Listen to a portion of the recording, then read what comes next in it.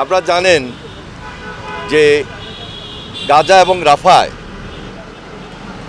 Israeli একটা গণহত্যা এবং বর্বরোচিত হামলা চলছে এবং সেই মুহূর্তে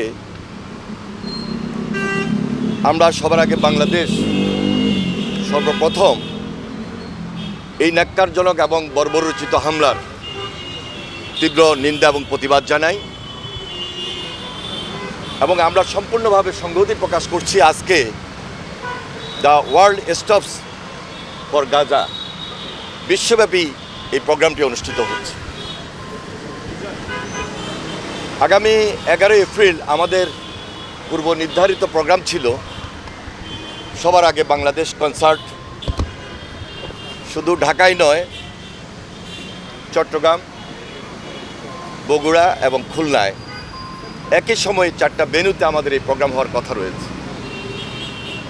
যেহেতু শুক্রবার, ধর্মপ্রাণ মুসলমান আমরা সবাই একাত্ম হয়ে এই ন্যাক্কারজনক বর্বরোচিত গণহত্যার প্রতিবাদে সবাই সেই প্রতিবাদ মিছিলে অংশগ্রহণ করব।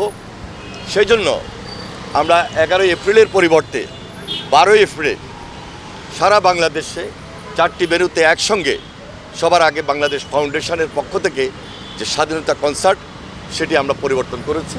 12 এপ্রিল সেটি অনুষ্ঠিত হবে, শনিবার অনুষ্ঠিত হবে।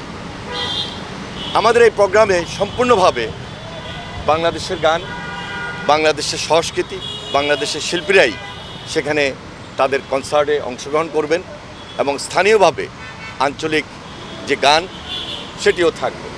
সুতরাং আপনারা বুঝতেই পারছেন যে আমরা সবাই মিলে একসঙ্গে হয়ে বাংলাদেশের স্বার্থটাকে আমরা প্রাধান্য দিচ্ছি, যে স্বার্থের মধ্যে আমাদের বাংলাদেশ সবার উপরে, সবার আগে।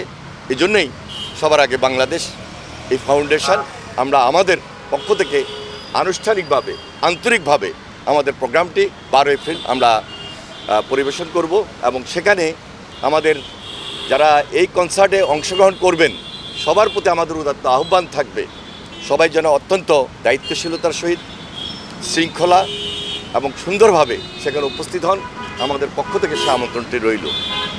তাছাড়া আমাদের সবার আগে বাংলাদেশ ফাউন্ডেশনের পক্ষ থেকে আমরা সম্পূর্ণভাবে একত্রতা প্রকাশ করছি, সংহতি প্রকাশ করছি।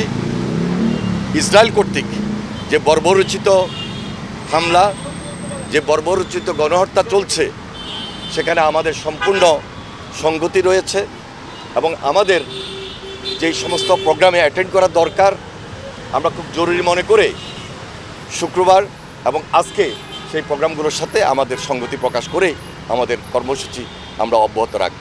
ধন্যবাদ সবাইকে। আসসালামু আলাইকুম।